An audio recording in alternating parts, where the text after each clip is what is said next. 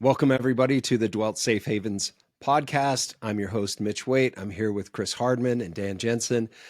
And we have a bit of a problem. The news is coming at us so fast that we can't keep in front of it. So we can't really provide commentary on very much compared to what's coming out. So we're trying to prioritize things that I guess our audience is interested in. We get comments via X that we want to address. And then anything that we think aligns with stuff that we should care about that's going to impact us directly as we near the end of times here, the end of the times of Babylon, and want to make sure that we're prioritizing those things that are going to be most relevant to all of us in coming days. So a quick recap. I'm going to run through some of these topics. Hopefully we get to them all. We have Florida prohibiting lab-grown meat. We've got upcoming famines and prophesied famines with bird flu and cattle. We've got HR 6090, which is a House bill that would make the New Testament illegal. And generally, missionary work, proselytizing would be illegal, which I think has been prophesied of. Maybe this isn't the thing, but there will be more coming associated with that. We still have these protests going on, even though summer is upon us and kids are ready to go home from college. There's a bunch of news about the protests coming up, or the protests that have been happening. Jim Jordan from Congress talked about government censorship he was posting receipts on X for government censorship with Facebook and YouTube. Boeing whistleblower has died, the second one. The CIA, through James O'Keefe, has been accused of spying on Trump, and Matt Gaetz has officially requested an inquiry into that. We've got some requests to talk about aliens, and again, more Tucker and Joe Rogan. We've got some Ezra Siegel's requests, some timeline of the scriptures stuff. There's a lot to go through. That's just from my list. I know Dan and Chris, you guys have a couple of items to address as well. Welcome to 2024. Yes. We knew it was going to be a crazy year, but it has been nonstop, like pedal to the floor. Yep. Yeah, I actually I was writing some notes in Second Esdras, and there's something in Second Esdras 15. Maybe Chris, you want to pull that up? I don't know if I could pull it up. Am I able to share my screen? Okay. Second Esdras 15. Actually, before you go to in addition to going to Second Esdras 15, if you want to pull up the scriptures.churchofjesuschrist.org and then pull up Bible Dictionary and then go to the listing for Apocrypha. Sorry to hop right into it, but this is something that... No, you're good. I'm going to share Second Esdras first so you guys can start talking about that. I'll get the other stuff pulled up now. Okay, so if you scroll down to Second Esdras 15, let me look at my notes here. Oh, great! Now I can't see it. Hold on, I'm going through.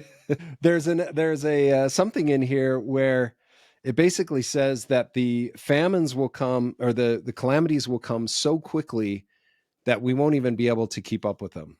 And so let me just, I'm looking through my notes. I thought I had it highlighted here. Do you have a word I can search? I've tried quickly. Yeah. So let's go to the top of 15. Do you want to start with the Bible Dictionary? No, that's okay. Let's scroll down. Man, where is it? This is killing me. I think I saw famine down in like 20. I saw the word. Behold, saith the Lord, I will bring plagues upon the world, the sword, famine, death, and destruction. Yeah. Okay. So where I'm getting tripped up, and maybe I'll pull it up on my computer and look for it while I'm going through this, but where I'm getting tripped up is it's really fascinating. We always read, those of you who are fans of Ezra Siegel, you always read Second Esdras 11 and 12. And so going through that, it's the Ezra Siegel prophecy and the meaning of the prophecy. And so, we go over that over and over again to understand it, but then you forget to read the rest of Second Esdras. And that's where the Bible Dictionary comes in, is when it's talking about the Apocrypha. Many of us have stayed away from the Apocrypha because we're like, well, that's hidden stuff, that's extra stuff, it's not canon or whatever. But if you scroll up a little bit on that definition, It So I actually don't think I says, knew it was Esdras. Is that how you're saying it? It's not Ezra. It well, is it's, Ezra. yeah, it's just another form of the name Ezra. I Okay. think it's like the maybe you can correct me if I'm wrong, Mitch, but I think it's the Greek version. Maybe Could be. it's Could something be. like Esdras. that. Yeah. Okay, cool. Okay. So, at the bottom of that first paragraph, you can see it says, among these books, the following are of special value. First book of Esdras. And then it talks about what's in that book. And then it goes to the second book of Esdras. And it says, contains 7 visions or revelations. The book is marked by a tone of deep melancholy. Anyway, so it is interesting that these books of Esdras are apocryphal, but the Bible dictionary itself says these things are valuable. And then that lists a bunch of other ones that are also valuable. So when second Esdras is brought up, a lot of believers go, "Oh, that's just the apocrypha. That like we don't really study that. It's a bunch of extra stuff." But here we have in the Bible dictionary itself saying, "Pay attention to these books; they're of special note, and particularly for what's coming in the last days." Okay, so now what I was tripping up on is in Second Esdras 14. The Lord actually gives a timeline of when the future prophecies from 14 on are going to happen. And he divides time into 12 segments. And then he talks about half of a tenth of a segment. Basically, it brings it down to the last 500 years prior to the millennial reign of Christ. And so that's when he gets into all of these pestilences, famine, war, a besiegement of the believers. They'll turn to Egypt, but Egypt won't be able to save them. The Assyrians will come forth. Babylon will be destroyed. And then there's some stuff in here that actually Nephi refers to. So in 2nd Esdras 15, verse 47, it talks about, let's go to the next chapter. Scroll clear down to 47. Keep going. There we go. Woe be unto thee, thou wretch, because thou hast made thyself like unto her, and hast decked thy daughters in whoredom, that they might please and glory in thy lovers, which have always desired to commit whoredom with thee. And that really matches 1 Nephi 14:17, where it talks about the great and abominable church of Satan being the mother of all harlots. And so as I'm studying this and thinking about Nephi's words and Isaiah's words, I'm like, okay, the three of them had access to each other's words. They're using very similar terms. Second Esdras 16. Why don't you switch to that? This one's fascinating. Sorry, I didn't even give Dan a chance to chime in on his topics for today. We can go into this No in worries. further detail later. But I didn't write down the verse. Let's see, verse 20. Scroll down to 20. Let's see. But for all these things, they shall not turn from their wickedness, nor be mindful of the scourges. So up above this, it's like famine, plague, tribulation, war, and they're sent as scourges for amendment, which means the Lord sends those things or allows those things to happen so that the people will repent. But verse 21, victuals shall be so good cheap upon the earth that they shall think themselves to be in good case. And even then shall evils grow upon the earth, sword, famine, and great confusion. What the crap does that mean? Well, victuals are food. And I don't know how many people I talk to who say, we're good. We've got industrialized farming. Food is cheap. Like it's way cheaper to go buy a can of beans than plant your own garden, harvest your own beans, bottle them up. Like the price of the mason jar is more expensive than the tin can that you can just get from the store. And so you shouldn't even prepare your own food or put up your own food because it doesn't make economic sense. Now there are a group of people who are like, well, we do this for the nutritional value. We grow our own food and harvest our own food and stuff like that. But I found it fascinating that Ezra says they won't even prepare, even though they see it coming. They see all the signs of all of this stuff happening, and they'll be like, nah, food is cheap. We're good. And then it is actually after this, one thing to to call out is right after that.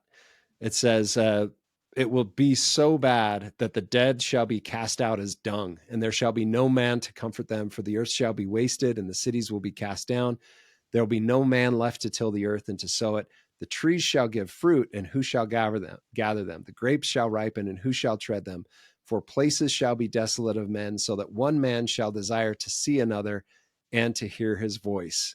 And of a city, there will only be 10 left. And of an orchard and olives, it'll be like 3 or 4 olives in the whole orchard. And that goes back to Isaiah chapter 4, where Isaiah says there will be so few men after the Assyrian comes and wipes out the population that they'll even just wish to be able to hear a man's voice. And if you scroll down just a little bit, I don't know if I wrote down the verse. Oh, here we go. Scroll down to 38 and 39. This is what I was originally looking for. 38 and 39. Or yeah, so it gives this analogy of a woman giving birth. And so it says, when a woman with child in the 9th month bringeth forth her son, with 2 or 3 hours of her birth, great pains compass her womb, which pains when the child cometh forth, they slack not for a moment. So the contractions during delivery, we've got 9 kids. We've gone through labor a bunch of times, so I'm familiar with how all of that works. Like right before the baby is born, the contractions don't let up, right? There's no break. Even so shall not the plagues be slack to come upon the earth, and the world shall mourn, and sorrow shall come upon it every side. So Chris mentions 2024, and I immediately think of this verse in 2nd Ezra 16, where the Lord's like, these things are coming and they're not going to let up. It's going to get harder and harder. And then let's scroll down to verse 70 and 70 through 73. It actually starts in 48, but just to save some, it says, for there shall be in every place and in the next cities a great insurrection upon those that fear the Lord. And they shall be like madmen, sparing none, but still spoiling and destroying those that fear the Lord. And it goes on more details for dozens of verses there. But yeah, dude, those who believe and those who won't turn away from the truth will be hunted. And so I see, these things happening in 2024, just one right after the other. And it makes me think about, Ezra saw this and we got to prepare for it. I don't want to derail us too much, so hopefully this doesn't, but it seems like a good segue into the law that was just passed by Congress yesterday. Yeah. So HR 6090. What do you want to tell us about that? My understanding is that it's basically like any criticism at all of any sort of the Jewish people is banned. And as part of that, one of the examples listed in the bill is saying that the Jews had anything to do with the crucifixion of Christ, which is insane, because that they did. I don't know what else to tell you. Yeah. Now, I do want to say, because this has taken X by storm and everybody's freaking out, I don't think this is like a punishable thing. I mean, as far as I can tell, there's no like real punishment if you do. They're just defining anti-Semitism. Do you know if that's true? No, I think it actually is. I'm trying to find it real quick. I think it actually is punishable if you do this. Okay. Yeah, it's a felony. So I have here. Let me send you the link real quick. I know that there's a ton of stuff out there on this. This is just one link to one tweet. Oh yeah, there you go. This is some of it. So. Yeah, so it uses a definition for anti-Semitism that Congress adopted in 2016. I was trying to look that up. There it is. Yeah, May 26, 2016 by the IHRA. And it includes contemporary examples of anti-Semitisms identified in the IHRA definition. I'm trying to pull that up right now. So this next one is from the IHRA working definition of anti-Semitism. First of all, somebody pointed out the fact that this is a working definition and they're just defaulting to this IHRA group is insane, because they could at like any time just decide the definition is different, and then that applies to the law. So that's Yeah. crazy. So this says using the symbols and images associated with classic anti-Semitism, e.g., claims of Jews killing Jesus or blood libel, to characterize Israel or Israelis, which the New Testament does. So any sharing of the New Testament would be illegal. The Book of Mormon definitely does. So sharing of the Book of Mormon would be illegal. Yeah, this is wild.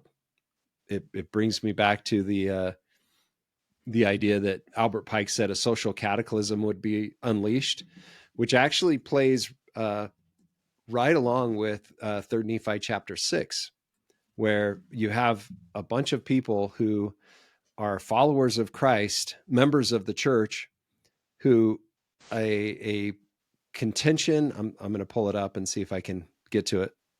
A contention is released and it causes all of the righteous people to leave and to fight against Christ and fight against righteousness.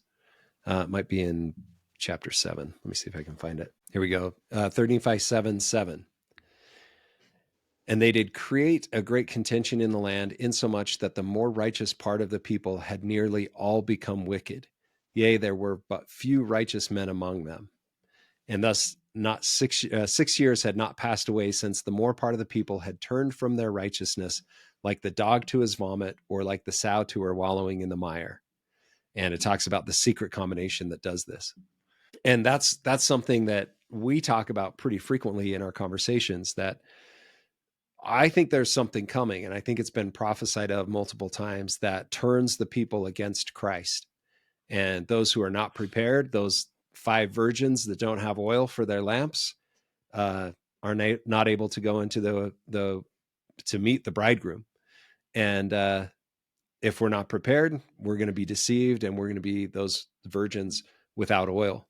And so that's what we got to look out for. And I think one of those things that could do it is murder, shedding blood. And so we have a lot of people, we talked last time about this lady on TikTok who's crying for rebellion. She's like, let's go, drain the swamp ourselves and all that kind of stuff. And I think over and over again, the Lord has said, don't do that, because you're going to get destroyed and you're going to lose your covenants by doing so. This kind of reminds me of the Dugan interview that Tucker just released. Did you guys see that? I didn't. Dugan is very controversial. I know. So there's like I don't want to put words in your mouth, Mitch, but there's this debate that Tucker is controlled opposition. And I'm like, I don't know if I really don't know if they would let someone interview Dugan who was actually controlled, because he's so like against the West and everything the West is doing right now. But Tucker asks him what the problem of the West is. Why is the West going the path it's going? And his answer is that liberalism is he says it's the philosophy of the individual, that everything has to be it's like there can be no collective, which is kind of funny because you think of them as collectivists, but his point is they're trying to destroy any connection you have to a group, which is why they go after gender, for example, because they don't want you to have that connection. Yeah. They go after your country's history and the statues and all of that because they don't want you to have that connection. And religion is definitely a big part of that. And it's probably one of the final things they have to get rid of in order to fulfill that. His final step is them coming after humanity entirely with like transhumanist type stuff where they want you to literally choose to be human. But I think, which there's a pretty good argument for the flood taking out people who were not fully human, and that's why the flood was required. Yeah. You should read the Book of Enoch if you haven't. It's crazy. And the Book of Enoch, I was scrolling through that earlier, the Apocrypha thing, because I was hoping the Book of Enoch was listed there, and it's not. But I think there's another scripture or something that says the Book of Enoch will be testified of in the last days. Do you know what I'm talking about? For sure. Yeah, that the Book of Enoch would come forth in the last days, and that, all things would be revealed. Yep, for sure. Anyway, so obviously we're not quite to that part yet where people are choosing to be humans or not. I don't know, maybe AI gets us closer, but they've definitely gone after the gender thing. That we can all see that. And I think the next big thing they have to get rid of is religion. because it's such a, I mean, people have such a powerful tie to it. They can't execute their plans with people having that kind of tie to God and those beliefs. So what I'm trying to figure out is why would they pass something like this? And like, why would the new speaker, is it Mike Johnson? Like, why would he support this? When it seems like from what I've seen, he's a man of faith. So it's confusing to me, like it's conflicting. What is the point? What do they get out of this for even past, like putting this through?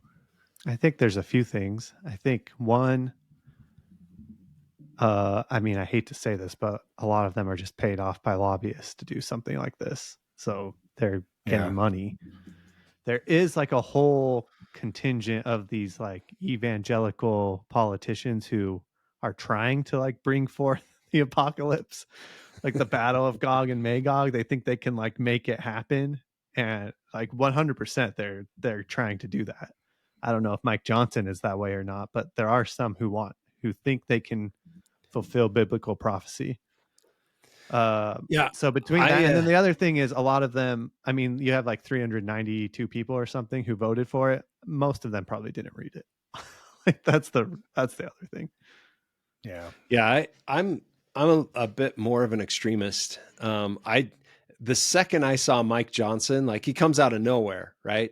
And all of a sudden it's like, oh, we've got this Christian that's going to help, save our country or whatever. Fourth in line or second in line, third in line for the president, whatever it is.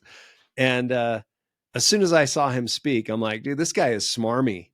Like, I don't trust him at all.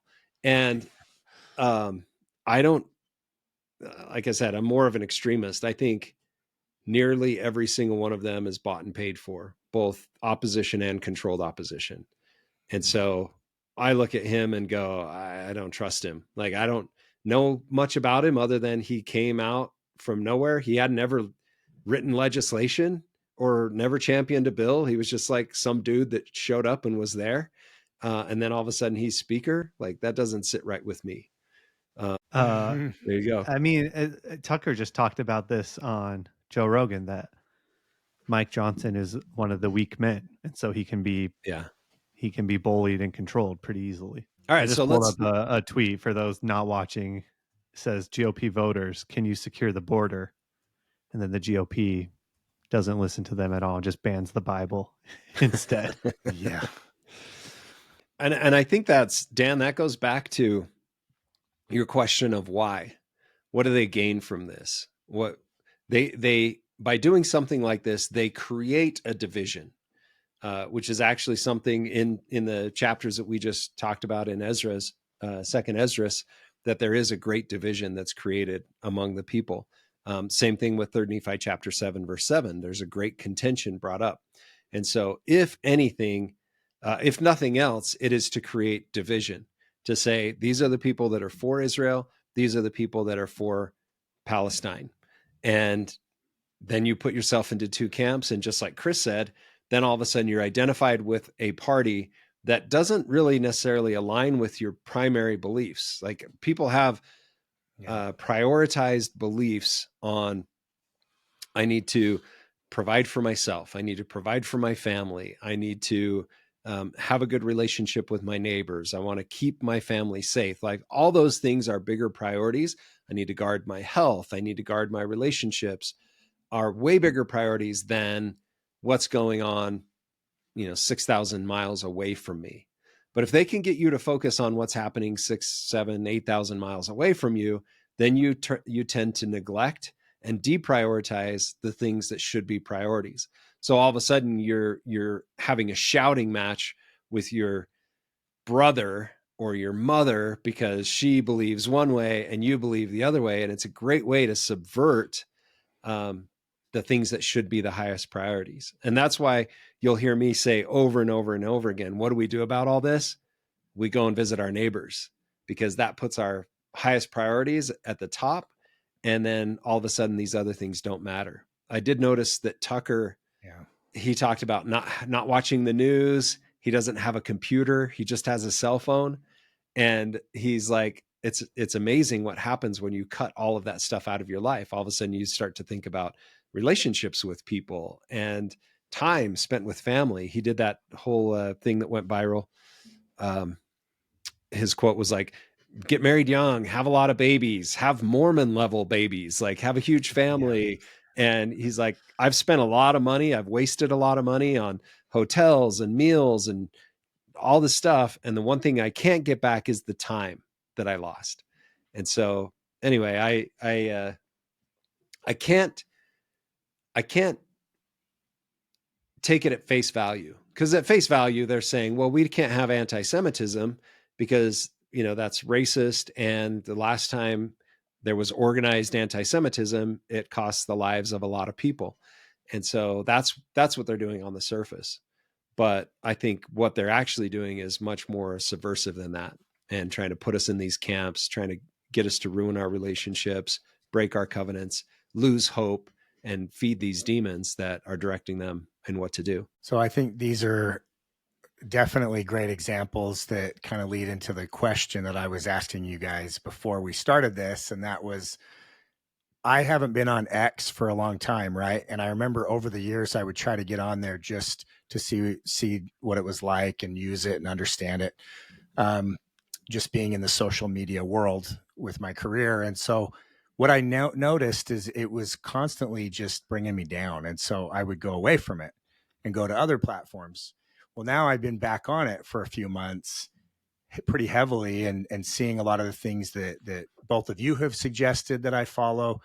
And what I'm finding is that there's so much negativity and division like you're talking about. And so how do you both handle that? Like, how do you consume the content to at least be informed, right? We want to be informed about what's happening without letting it bring us down and destroying our mental health and, making us depressed every day. I'm gonna defer to Chris on this one first, since he spent way more time and had way more interactions on X than I'll ever have. Well, first of all, I'm not saying this is you, Dan, but there are people I know who I will just straight up say, you should not go on. You shouldn't be on X. Yeah. It's not for you. Like, you're not going to be able to handle what happens on that website. And so some people I made that joke, like I'm just built different, but you really do almost have to be built a certain way for X. Mm-hmm. One tip that I give people is don't look at the replies of anything, because that's where all of the fighting, and I hate using this word, but the toxic stuff, it's all in the replies to posts. So I almost never look. I wish I didn't have to see, no offense to anyone who replies to my posts, but I wish I didn't have to see those replies most of the time. So there's that. Just cutting out the replies helps a ton. Filtering who you follow obviously is a big part of it. And if you're, I don't know, I used to laugh at people who said this, like that you just block everybody who even slightly annoys you. But once you get to a certain number of followers, that is for sure the way to go. 100%. Yeah. If you even slightly, and I have probably blocked people unjustly, but if you even slightly annoy me, I'm blocking you because I just don't want to deal with it. So I don't know. Yeah. I don't know if that's helpful. Yeah, I think so. I mean, I feel like don't look at the replies. I know you've told me that before. I get pulled into it sometimes still. But I have noticed that, if I stay away from those, it's definitely better. You just kind of scroll through, get the basic headlines of everything that's going on. So I think that's helpful. And then for me, I have started to add other pages that I think are a little more positive. Maybe people sharing scriptures and maybe some of the more religious ones, but then also some of the more fun type pages that I'm interested in. And I feel like that does seem to help with the feed showing at least a mix of content instead of nothing but politics or nothing but all the doom and gloom. Yeah, that's a good point, is that you can follow a mix of different kinds of topics. And so that could help a lot. Yeah. I think one of the things that Chris has exemplified on the platform is this that saying that's like something like a lion doesn't concern himself with the opinions of the sheep. Like if you know what is prophesied, if you know if you have strength in your testimony, if you know that Jesus Christ is the Savior and the Redeemer of the world, and that He's coming to rule and reign, then all of this other stuff is the opinions of sheep. Like it doesn't really matter. And so the way that I approach it is kind of like that, where I know what I believe. My mom used to always say life begins at 40. And I thought that was weird. Um, but she's like, yeah, because by the time you're 40, you know who you are, you know who your kids are, you know who your friends are and who your enemies are. And so you just start to live life at this level of mastery. You don't have to, worry about all this other stuff because you know your priorities. And I look at X as kind of the same way. Like people may come on and say, your beliefs are wrong, or you're I don't know, they can criticize however they want. And I'm like, I don't care what you say. Like, I know what's real and what's not real. I know what's true. Yeah. And then I see myself in a position of being able to help people who don't know yet. So people who maybe, I mean, if we're talking a spectrum of people who are antagonistic, I tend to just leave them alone, because I'm like, I'm not going to argue with some little sheep. Like I'm going to help defend the other sheep. Right. All the way down to someone who's just new in their testimony, newly following Christ, and anything that I can do to encourage and uplift them. And it puts me more in the driver's seat on the platform. And then that even happens with news, as I watch, these college kids fall victim to paid professional protesters. I mean, they just arrested 300 protesters at Columbia University, and most of them were not students. They were paid agitators. And so they show up and they dupe all of these students into protesting and committing acts of violence and, desecrating the flag or whatever it is.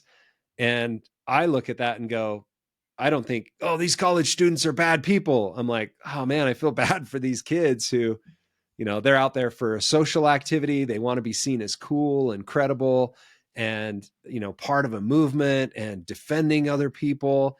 They really, they want to adopt all of those virtues that they've never exemplified in their life. So they show up and they're fighting for the little man. Megyn Kelly did a video this week that went viral, and it was like, why are all the protesters ugly? She's like, just look at them. They're like the weak or the out of shape or, the weird looking. And people took offense to that. Obviously, people, wigged out about that. But I kind of look at it as, here are people who are impressionable, who love and care a lot, and they're being tricked. And yeah, because they're tricked, some of them do bad things. And that's really sad. But I don't look at it and go, man, the colleges are burning down. We're doomed as a society. I'm like, it's maybe not a bad thing that some of these colleges shut down for a little bit. Yeah. So that's how I approach it. Another thing I thought of while you were talking is President Nelson's advice of begin with the end in mind. Because we already, like my dad, when I'm talking to him about some of this stuff, he'll say, like, doesn't this kind of depress you or get you down? And I'm like, no, I'm way excited because I know in the end, it's the millennium and Christ is ruling. Like, even if it's going to be hard, and it is going to be hard, like we know what the end is. Even if it's not, even if we're not going to make it, I'm definitely going to make it. But even if we don't make it to the end of the mortal life into the millennium, we still know what the end is like. So you always have to keep that eternal perspective, I think, so that you can maintain the hope, because you win in the end. You win no matter what. Yeah, I shared a video of somebody reading a Brigham Young speech, and he was talking about the United Order. And he's talking about how finances should be managed in the United Order. For those of you that don't know, the United Order was instituted early on in the Church of Jesus Christ of Latter-day Saints, where members would give all of their income to the church, and then they would request portions back from that to meet their needs. And where they exercised the united order effectively without greed, those communities blossomed. And it actually took people who were really poor and didn't know how to manage money or how to grow money, and it put them in a position where they could learn how to do that, and it elevated the whole community. And those who were really good at generating income were able to generate enough income to help those who needed it, but also teach those people how to do it themselves. And so it was only by the wickedness and greed of the people that it ever went away. But while it was instituted, communities thrived. I mean, you think about how many communities were built here in the West because Brigham Young brought a group of settlers to a valley that was, minorly inhabited by Indians, but mostly avoided by travelers, and built it into this great city, and sent settlers north, south, east, and west, and built most of the major communities in the West. And it was because they operated in that unity, but they also didn't have things like usury. They weren't trying to keep up with the Jones. They didn't have banking that was oppressing them, and taxes that were oppressing them. He even talks about taxes in there. He's like, we're not going to do taxes in Utah. And they didn't when they first settled, until the federal government came in and took over the place. And I look to that and go, man, how great would it be to raise my kids when Babylon is gone, to where there's no taxes, there's, free trade. It's like every libertarian's dream to be able to just buy and sell and exchange goods and services without encumbrances. And so I'm like, yeah, there's a lot of bad stuff happening, but the end is going to be phenomenal. And then in between now and the end, what did Ezra say? He basically said all of these things happen so that people will repent and turn to God. And so if we see these things happening and see these calamities, I actually think the Church of Jesus Christ of Latter-day Saints is going to blossom and flourish over the next 3 or 4 years. It's going to be amazing. As things get worse in the world, people are going to say, where can I find peace? And we're seeing that happen on a, even at a celebrity level, where they're looking and finding peace within Jesus Christ and coming unto him. We see people who left the church who are coming back because they want to be part of it. Yeah. Oh, there's a tweet. Well, this is probably a pivot, if that's okay. Yeah, let's do it. You were talking about the Brigham Young stuff, and it reminded me of this quote you posted. So I'll read the quote, and then someone had a question that I thought was good, and I wanted to get your thoughts on. Okay. So the quote from Brigham Young is, Latter-day Saints enter the new and everlasting covenant when they enter this church. They covenant to cease sustaining, upholding, and cherishing the kingdom of the devil and the kingdoms of the world. They enter the new and everlasting covenant to sustain the kingdom of God and no other kingdom. They take a vow of the most solemn kind before the heavens and earth that they will sustain truth and righteousness instead of wickedness and falsehood, and build up the kingdom of God instead of the kingdoms of the world. This question's probably not that serious, but someone said, how do you reconcile that with being subject to laws and kings and the in the articles of faith? Yeah. Pretty easily. First of all, this is a quote out of context, so let's give it a little bit of context. Here you have Brigham Young, the leader of a people who was driven out of the United States, right? The United States literally condoned the murdering of this people's prophets and the overtaking of their land in Illinois. And so, number one, they hadn't been protected in Missouri, so they went to Illinois. They built up a people there, and they weren't protected there either. And the federal government said, we're not going to defend you. And they were driven out of the U.S. So when the pioneers came to Utah, it was outside of the United States. So Brigham Young is the leader of this people, brings them to Utah, establishes communities, like makes it into this growing and flourishing people. I was just reading earlier today from the journals of not Wilford, Wilford Woodruff, how he talked about eventually government officials came out to Utah, and they're like, wait, your kids aren't dirty. They're educated and clean, and your wives are healthy and well, and they have, thriving women's organizations, and you have public works, and you have like all this great stuff. But as Brigham Young brought his people out here, the federal government came and invaded Utah. There was a Utah war, and they came in and they put in their own governor, and all of they established banking, they established taxes, they made Utah a state, and basically took over Utah. And so Brigham Young standing up with all of this federal pressure coming, and he's like, we're not here for them. We're here to build up the kingdom. So at that time in that place, it totally makes sense. Well, now, of course, we refer to the Articles of Faith, and we say we sustain governments and we subject ourselves to them. And I think that's partially, okay, here's one of my biases, or here's one of the beliefs that I've come to. There are things that God has given his people that the people reject, and God takes it away. And there are lots of examples of this. Think about Moses and the law. Moses goes up on Sinai, gets the higher law, comes down, and what does he find? The people are worshiping a golden calf, and he takes the higher law and he breaks it, and he goes back and he gets the 10 commandments because the people weren't worthy of the higher law. Christ came and tried to share the gospel, his gospel. And what did they do?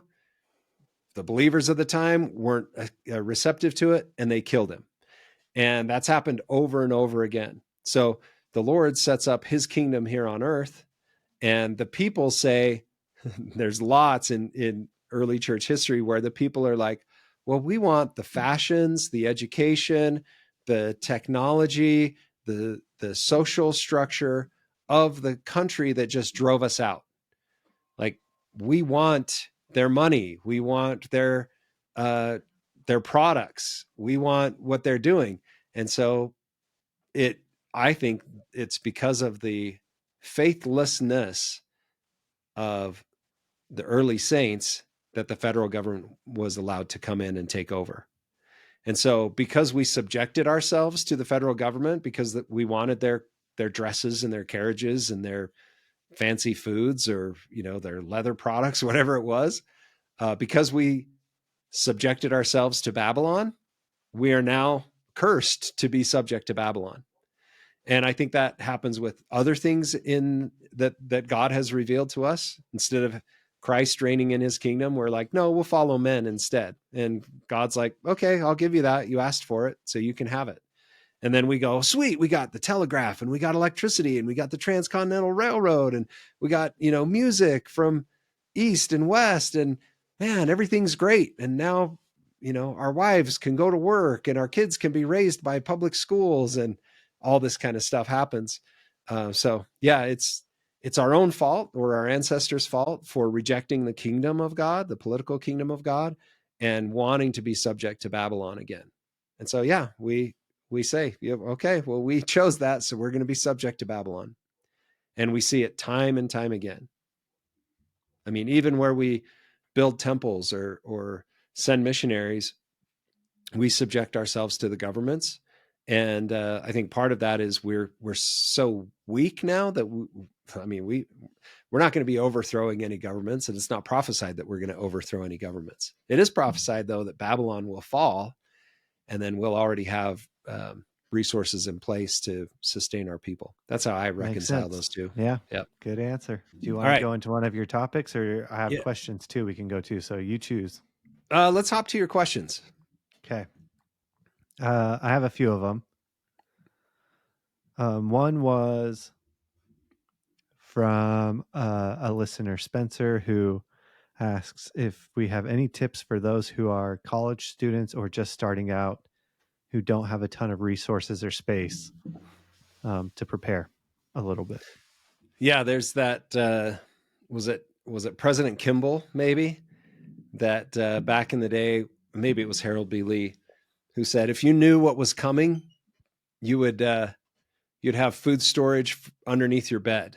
I You'd remember get that rid of your quote. Yeah. cabinets and pile up food storage. And then there was that movie in the early 2000s called The RM, where they kind of made fun of that, where the kid goes to lay on his bed after getting home from his mission. And he's like, why is this bed all lumpy? And they're like, well, there's boxes of food under there because we're storing up our year's supply. So I'm in the place where two thoughts on this. Number one, get what you can. And the cheapest place to get food that can be stored is through the LDS Church. And so you can go on churchofjesuschrist.org and you can search for food storage and you can buy it. They'll ship it to you. And we're talking pennies on the dollars for food. And I know people that buy regular staples from there rather than buy their rice from the store. They buy it from the church, and it comes and it's shelf stable, it's canned, and it will stay for 20 years. So that's where I would start. You can also go down to Costco and buy a bag of rice and a bag of beans and put them in a bucket, and they should last you as long as they're kept dry. Maybe throw some oxygen absorbers in there. You can get a lot of food for a little amount of money. For less than the price of lunch, you can buy a bag of flour and store that up. So I would recommend doing that.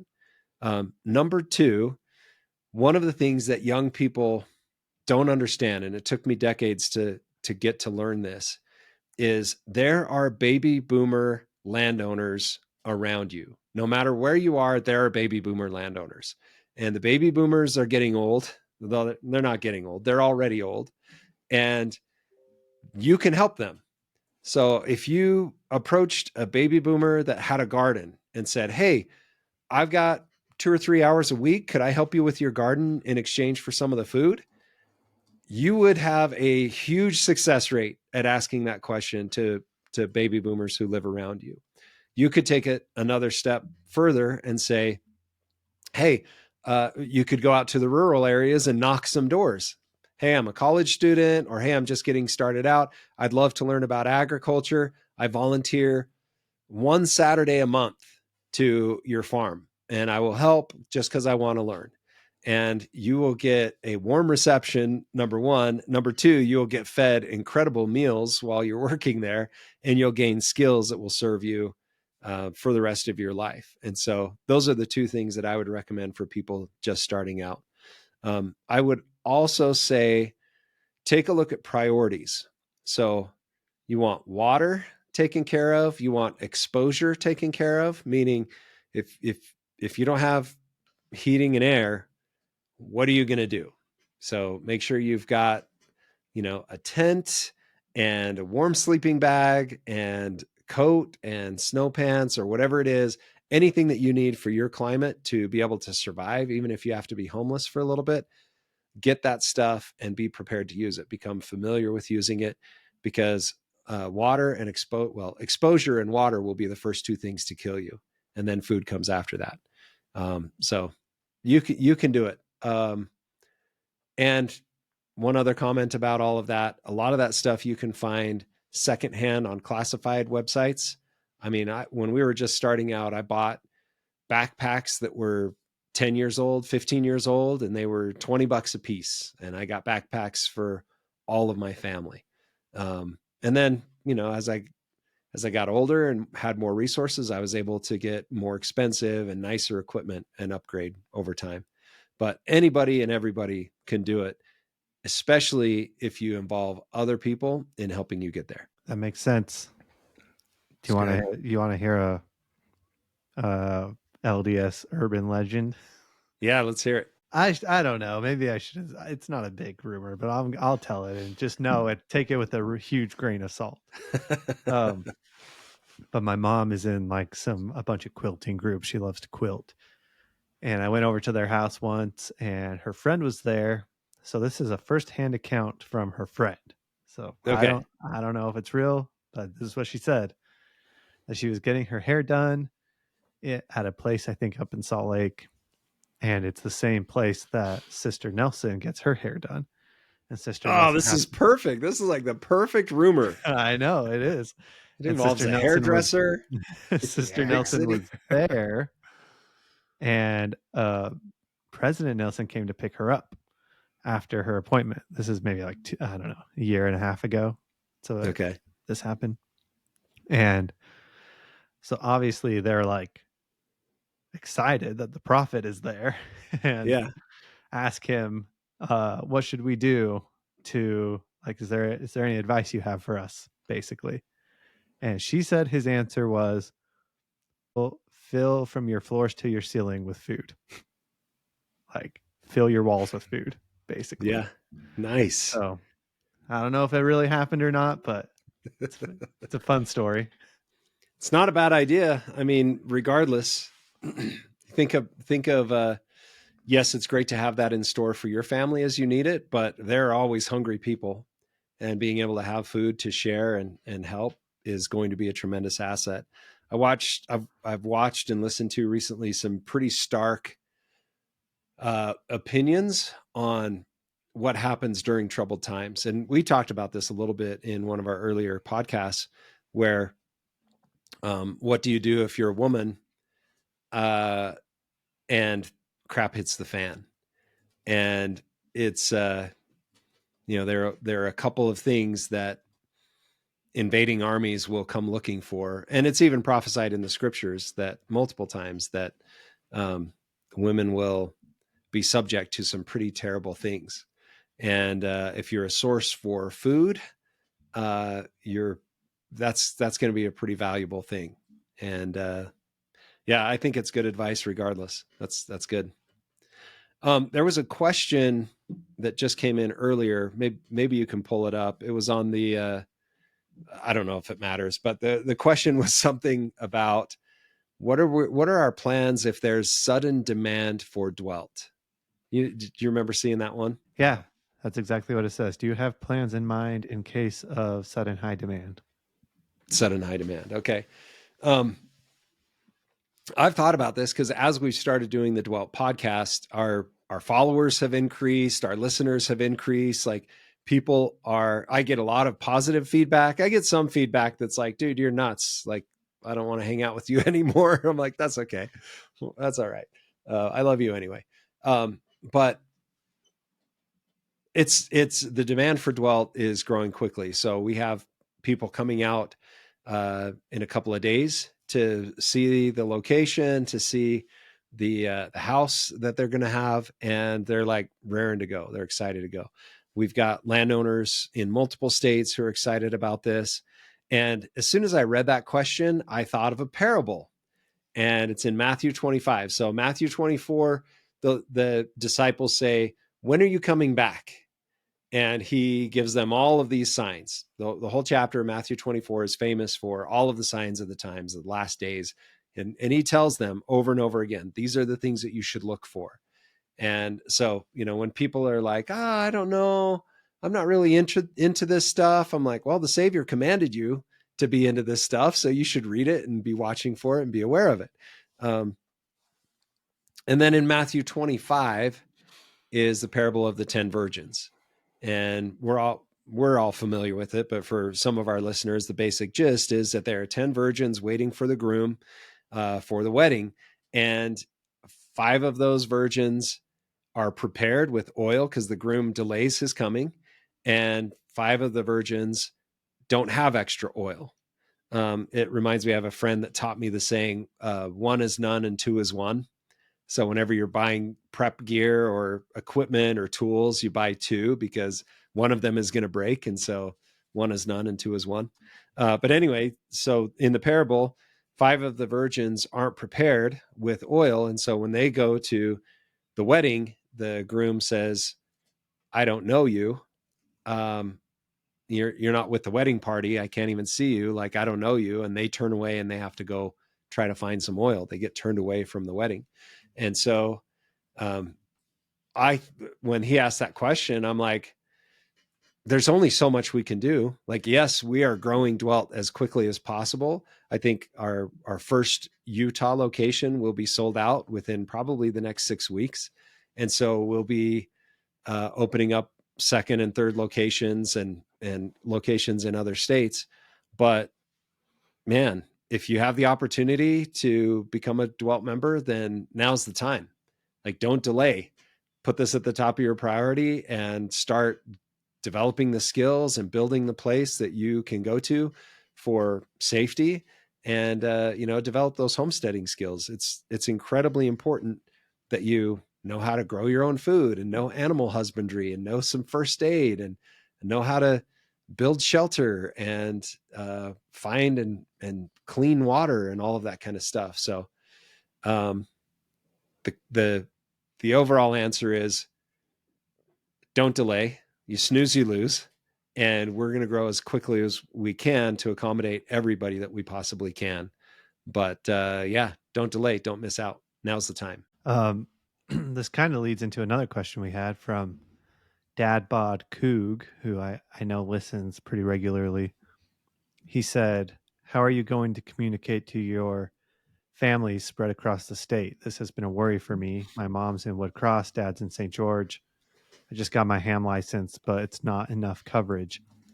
And I was thinking of that question while you were talking, because you don't want to delay making a plan now. We talked, I think it might have been last episode, we talked about this, to have a plan in place before stuff goes down, so that you all know what to do when it happens and where to meet and all of that kind of stuff.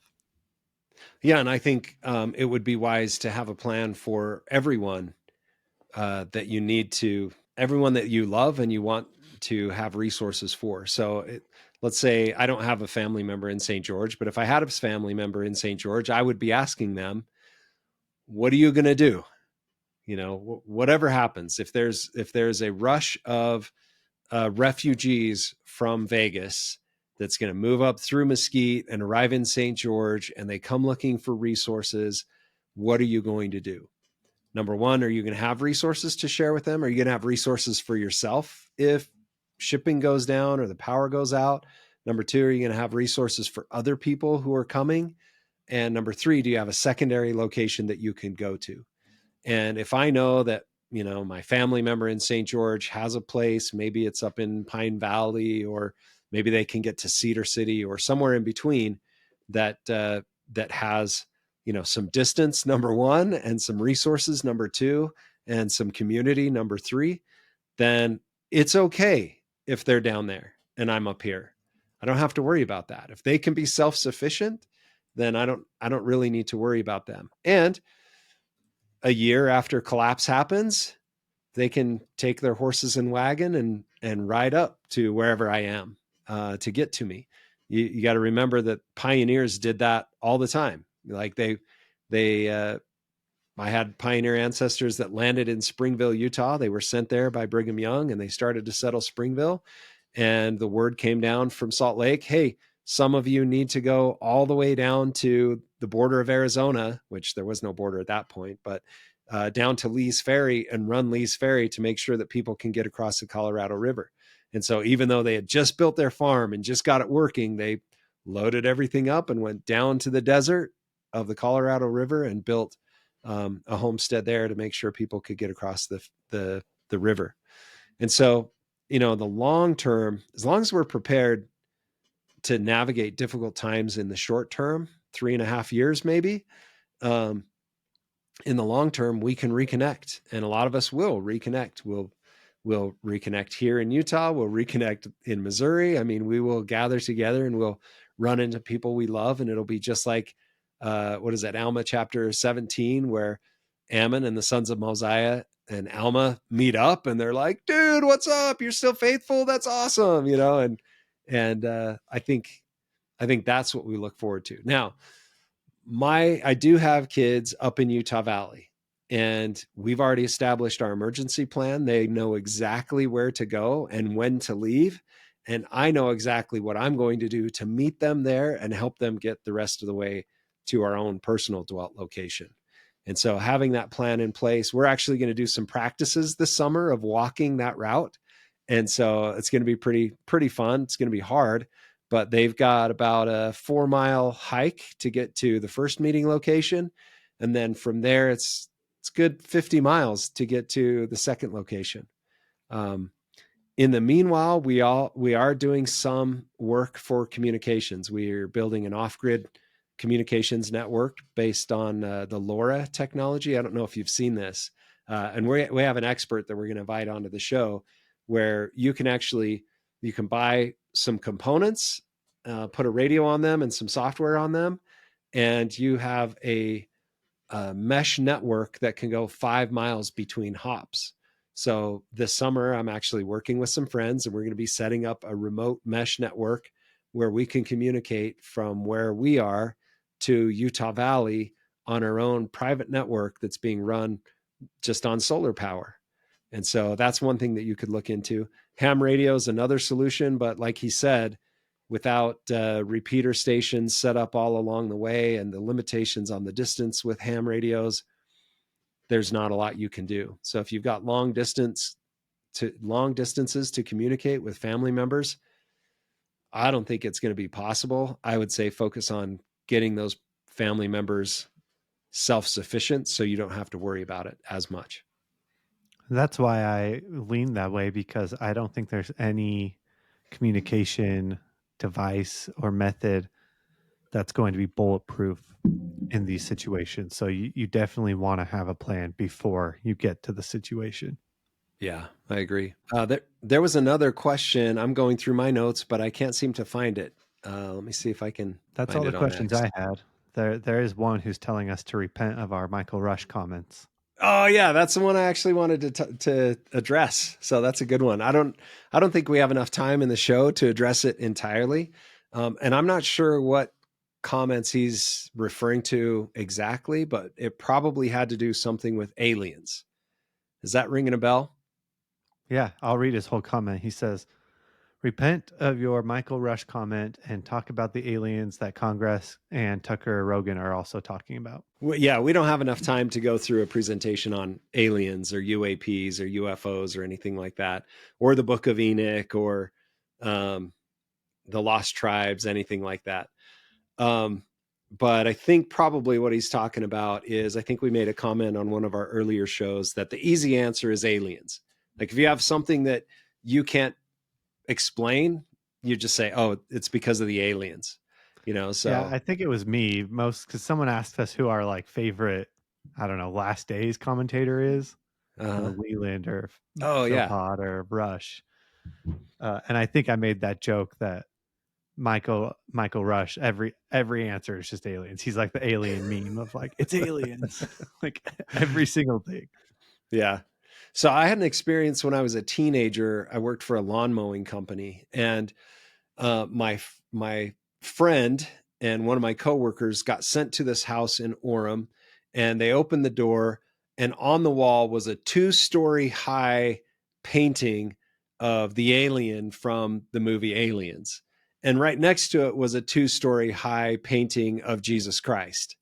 And they were like, it's kind of interesting decorations you've got there, and the guy was like, oh, well, I got abducted by aliens. And so I know aliens are real, and I believe in Jesus Christ. I'm a member of the Church of Jesus Christ of Latter-day Saints. So I know Jesus Christ is real. And so I just have them both up there to remind me that they're both real. And when they told me about this, it kind of haunted me. I was like, wait, what? What's this? What's this all about? And I've got a couple of friends who have seen unidentified flying objects. What does UAP stand for now? I don't know what unidentified aerial phenomenon. Okay. I have one friend whose family member had an abduction type experience. So I got into the alien stuff for a few years, reading all the different books that there are, the different accounts. This was probably before YouTube, so there wasn't much out there. And it was before a lot of the faked videos, like before After Effects and, video editing got really good. And so I wondered about it. I thought about it. I studied about it. And I came to the conclusion that if Satan can appear as an angel of light, he can also appear as one of the grays or a 9-foot tall creature, anything that he can do to dissuade people from believing in Jesus Christ. And not to discount any experiences that anybody has had with abductions or anything like that, but that's what I've arrived to. And so I think there's scriptural backing for that, obviously. But I think there's also a lot of accounts. As I read the accounts, I'm like, oh, this isn't angels. This isn't aliens. This is demons. And I actually don't want to spend too much time on this subject, but listening to Joe Rogan or listening to we're Tucker going to spend a Carlson. lot of time on it. I was just thinking of Tucker. Doesn't he I'm call just them over here spiritual waiting. entities or something? Yeah, something like that. And he's like, they've always been here. Like you look in the scripture and all the way back through history of mankind, any documentation that we've got, there's been this undescribable phenomenon, these apparitions that happen, these influences that appear. Let's And also just so, point out that Tucker is being read into some of this from sources that most of us don't have. So he's not just saying this lightly. Like he has seen things that have led him to this opinion. Yeah. I probably won't mention any names on this, but well, heck, I'll mention names. I know I grew up with the guys that own Skinwalker Ranch, and one of the guys, you guys, you've seen him on TV, but one of the guys when they first bought it, I was talking with him, and he's like, "Dude, you can't tell anybody that I bought this." Like he and I spent a lot of time talking about aliens and all sorts of crazy stuff, and he's like, "You can't tell anybody that I bought this." And talking to his brother, he's like, "Yeah, when I go out there, there's just this creepy feeling." And his brother eventually was like, "Yeah, I'm not going out there and staying anymore. It's just too creepy." And I was like, "Well, what do you think it is?" And he's like, it's demons, dude. It's dark spirits. Like it's not governmental stuff. It's not like, little green men or whatever. If it is little green men, they're just apparitions from dark spirits. And so when Tucker Carlson pretty much takes it mainstream and is like, hey, these things are real. They've been here forever. They influence people in a certain way and they're running their own game. I'm like, that totally aligns with what I believe. The spirits who followed Satan are doing this type of stuff. Why I'm not trying to sidetrack us because I have a lot to say, but why do you think they gather, so to speak, like Skinwalker Ranch? Are there places like that that seem more concentrated of the phenomenon? I think it's a result of so they only have the power that we give them. And so if you have a group of people who give them power over and over and over again, they're going to be more present there. And so I would guess that prehistorically or a time when there wasn't history recorded, here in Utah, that they were summoned there. And I believe they did all of the ordinances that the followers of Lucifer do, the, drinking of the blood and sacrificing the innocent and all of that kind of stuff. I would guess that type of behavior was very prevalent. And I think that's why they congregate, because power was given to them in that location. That makes I sense. think that's one of the reasons why the flood had to happen, because the earth had to be washed clean of all of those things. Like, okay, if they're capable of showing up at a certain place in concentrated numbers, let's destroy the place so that they can't, like, let's bury it under 4,000 feet of mud so that they can't access that place anymore. You look at, the geography of the Grand Canyon, it didn't wash out the canyon because the exit of the water is higher than the entrance of the water. And so the Grand Canyon was thrust up. The San Rafael swell was thrust up. And anyway, I think all of that happened to truly cleanse, so they couldn't be concentrated. So, it's weird and exciting to hear Tucker Carlson take that stuff mainstream. And I think the footage, the U.S. government accounts, even maybe the technology, as you brought up Tucker Carlson talking about leaders. The most famous and powerful leaders we have are not powerful individuals. They're weak. And so they get possessed by these spirits that tell them what to do. I think it's totally plausible that technology can come from that. And so, flying orbs or flying ships or whatever, the powers behind those could be revealed by dark entities that are trying to move their agenda forward. And so that's what you get when you see weird craft flying around. And whether it's governmental or private or whatever it is, I think it's all driven by the adversary.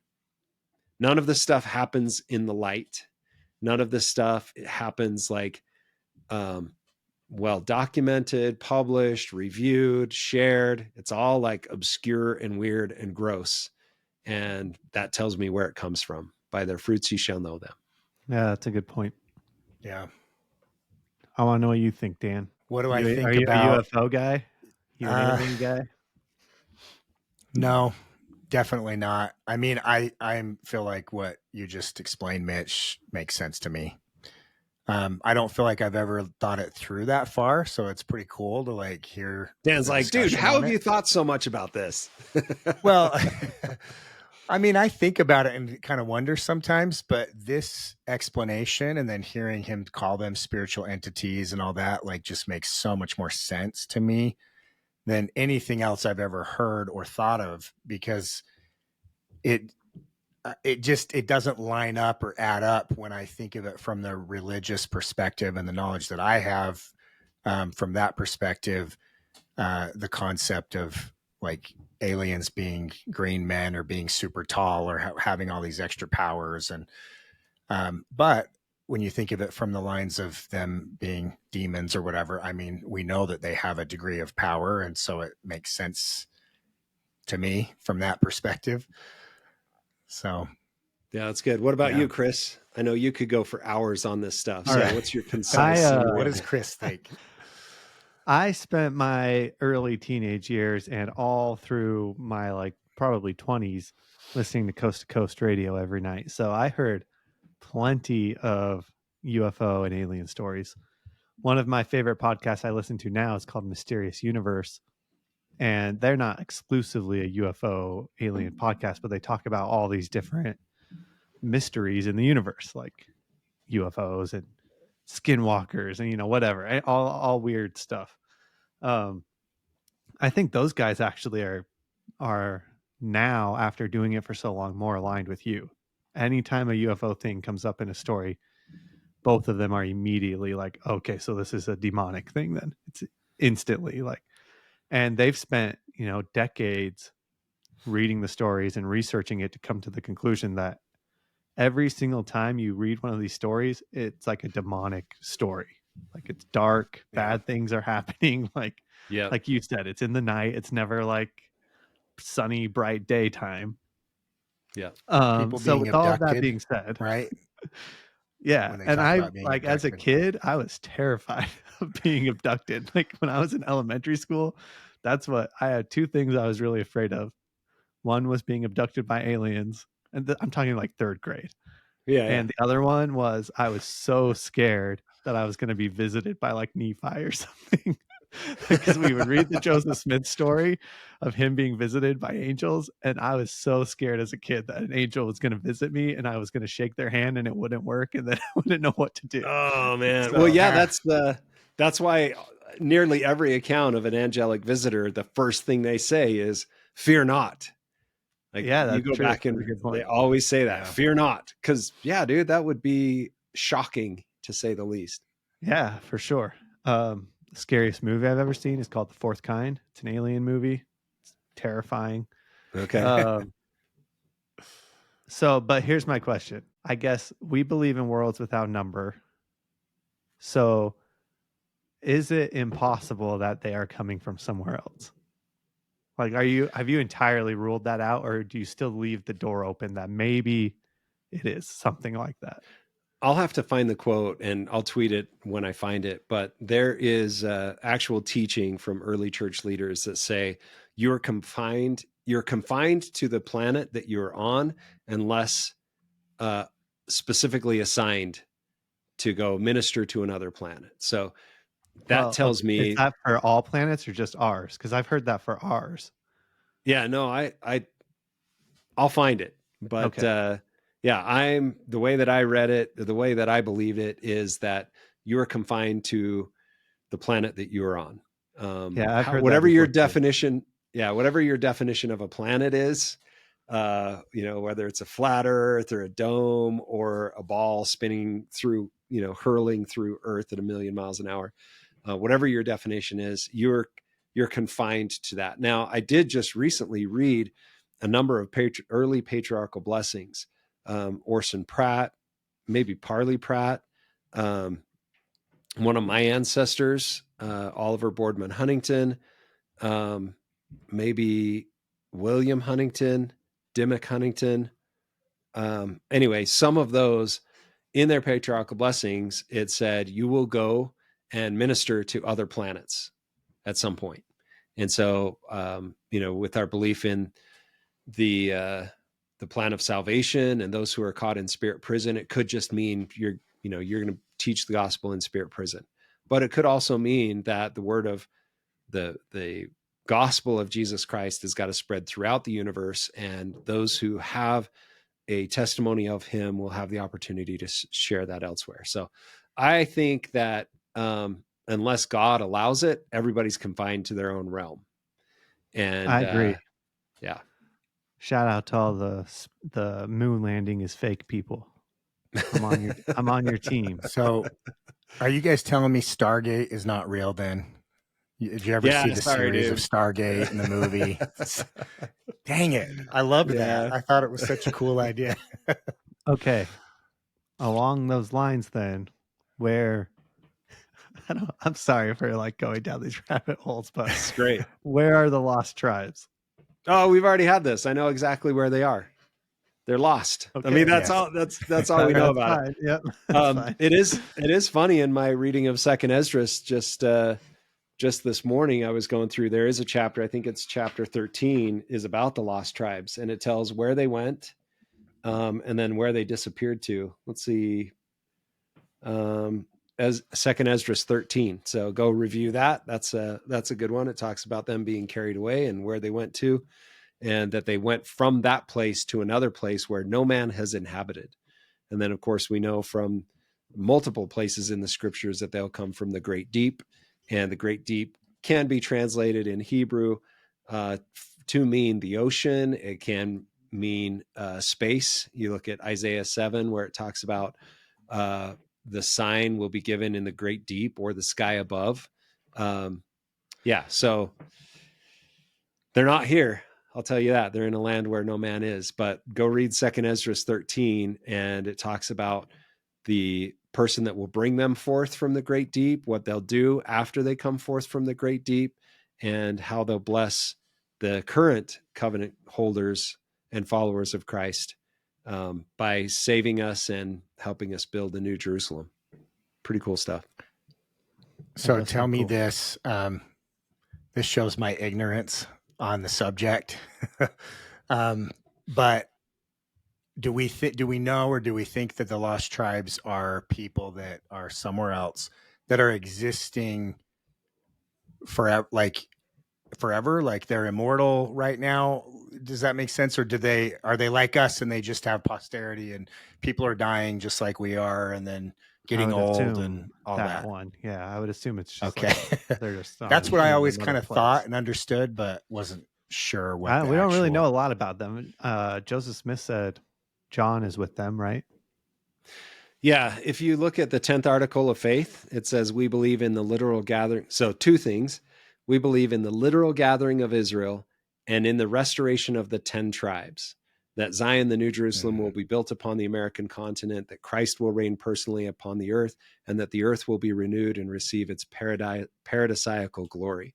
And so we are currently participating in the literal gathering of Israel by spreading the gospel of Jesus Christ and inviting people to make covenants and become part of modern day Israel.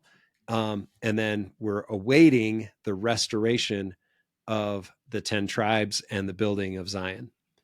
And so, the 10 tribes are somewhere else, and they will come. Isaiah 49 says they'll come from the north. DNC 133:26 says, and they who are in the north countries shall come in remembrance before the Lord, and their prophets shall hear his voice and shall no longer stay themselves, and they shall smite the rocks, and the ice shall flow down at their presence.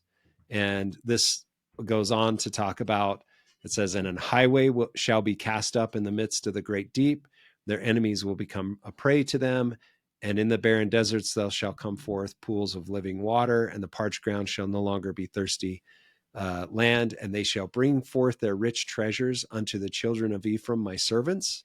And the boundaries of the everlasting hills shall tremble at their presence. And there they shall fall down and be crowned with glory, even in Zion, by the hands of the servants of the Lord, even the children of Ephraim. And that goes back and refers to, what is it, 2 Nephi 21, where it talks about, they will come from the north, they will come from the south, they'll come from the land of Sinim. It says that they will be filled with songs of everlasting joy. And behold, this is the blessing of the everlasting God upon the tribes of Israel, and the richer blessing upon the head of Ephraim and his fellows. So, yeah, they will come forth. They will bring their treasures to us. And I think by treasures, that includes scriptures and accounts that will come forth. In fact, this ties into one of the topics that we wanted to talk about on today's podcast, and that is President Holland posted on social media a scripture study. And in that scripture study, he talks about 3rd Nephi, and he talks about the records being brought forth. And he talks about, he basically says, we need to study the scriptures that we have now because more are coming. And people are like, more scriptures are coming? Like, is now the time? Is it getting close? And it's like, yeah, it is. They will come, and we will learn from them, and we will see another testament of Jesus Christ, and yet another testament of Jesus Christ, and yet another testament of Jesus Christ. And the knowledge that will come forth will be so great that you won't be able to withstand it. If you're receptive to the message of Jesus Christ, you will follow what he says. If you're not receptive, it will be like looking at the sun in noonday and saying, there is no sun in the sky. And so that's what we have to look forward to. That was, what were your guys' thoughts when you heard that post or saw that post from President Holland? Honestly, I've had it bookmarked ever since he posted it and haven't watched it yet. Oh, come on, man. So this is new to me. I actually didn't watch it yet either fully, but I did kind of review some of the things around it, saw it come through a couple times through my feeds. And the thought that came to my mind, well, it was just like, of course, like, because I feel like I've kind of known that throughout my life growing up, just being taught that like there's more scripture out there that we don't have.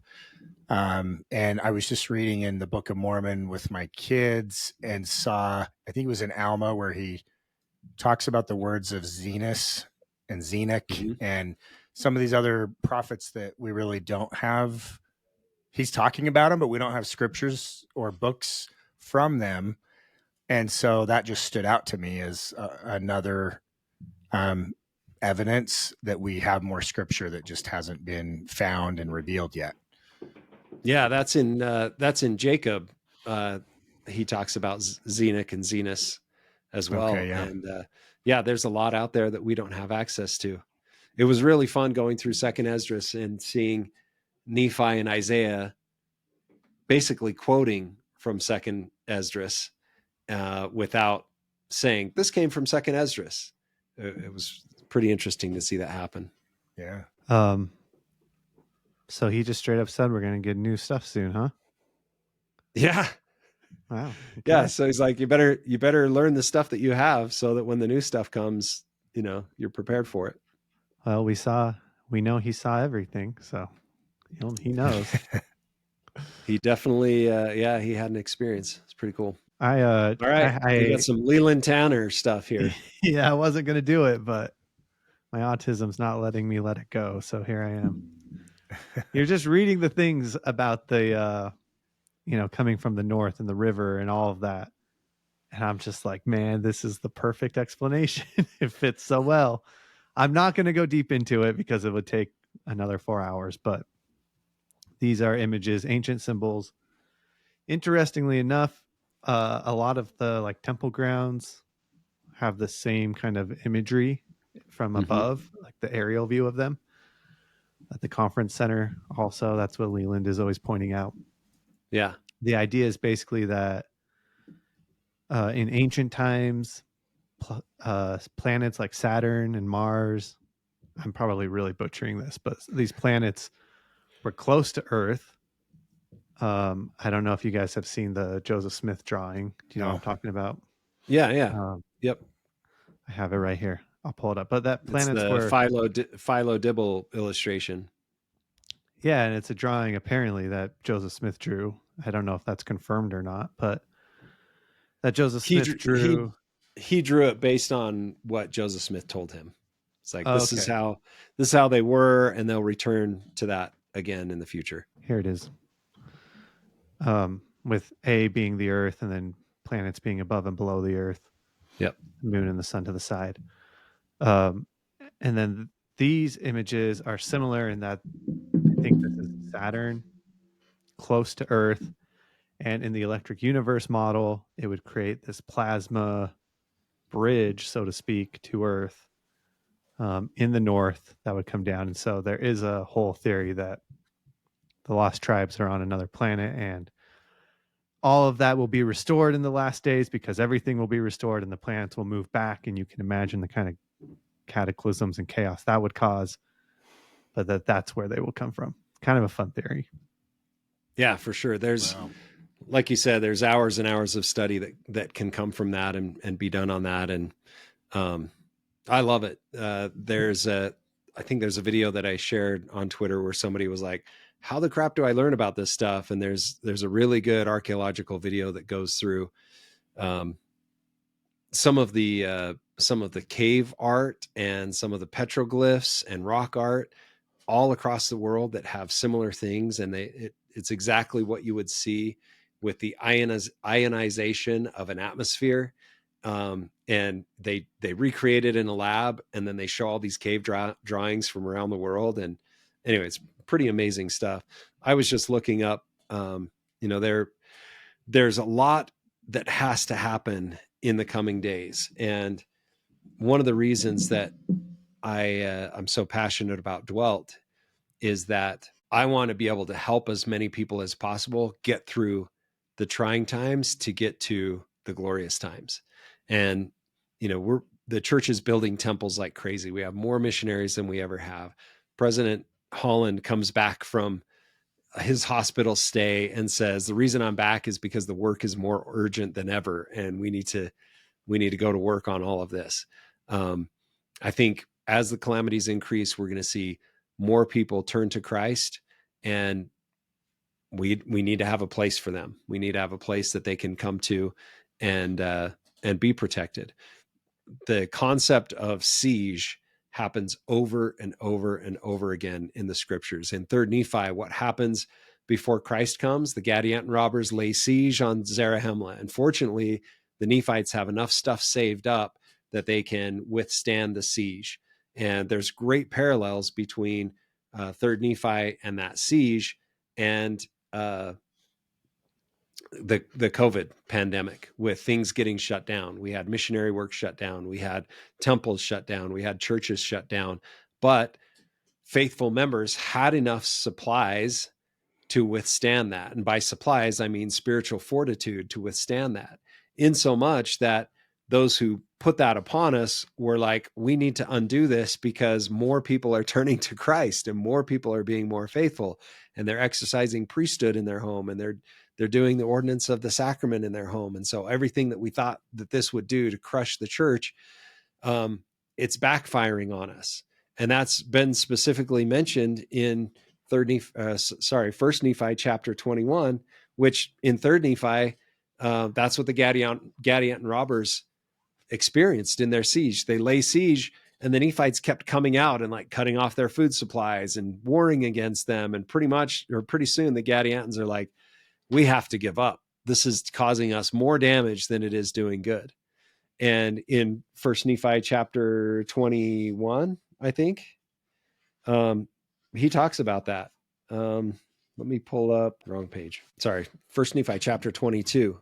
I'm just going to pull it up on my screen. I don't know if you want to pull it up on yours, but the Lord prophesies that First Nephi 22.